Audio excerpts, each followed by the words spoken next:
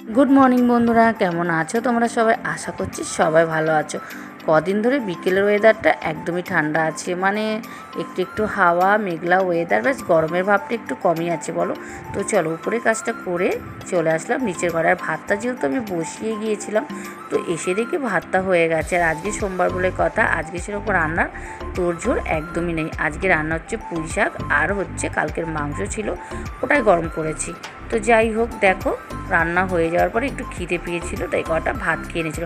আর পুঁই শাকটা একটু ভালো হয়েছিল। তারপর নিচের ঘরটা আমি ঝাঁট দিয়ে নিয়ে ওপর ঘরে চলে যাব, কারণ কদিন ধরেই ওখানে কটা আলু রাখা আছে, তো আলুগুলো একটু খারাপ হতেও শুরু করেছে, তো বাঁচা হয়নি। তাই ট্রে থেকে সব নামিয়ে আলুগুলো একটু বেছে নিয়েছি। তো অনেকটাই কষ্ট হয়ে গেছে। তারপরে একটু জল তৃষ্ণা পেয়েছে, তো কী করবো, তো গ্লুকন্ডি নিয়ে চলে এসেছি। তো জল খেয়ে নিয়েছি, ছেলেও একটু খেয়ে নিয়েছে গ্লুকন্ডি, তো ওরও খুব ভালো লাগলো।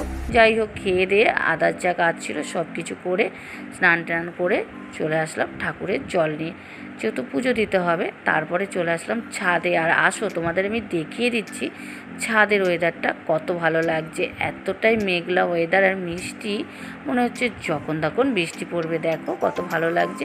যাই হোক, তোমাদের সাথে গল্প করতে করতে ফুলগুলো কিন্তু এখনও তোলা হয়নি, তো ফুলগুলো আমি তুলে নেবো। তুলে নিয়ে ঘরে তো পুজোটাও দিতে হবে না।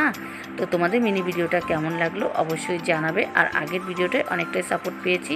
তো চলো, আবার এরকম ছোট্ট মিনি ভিডিও আবার আসবে।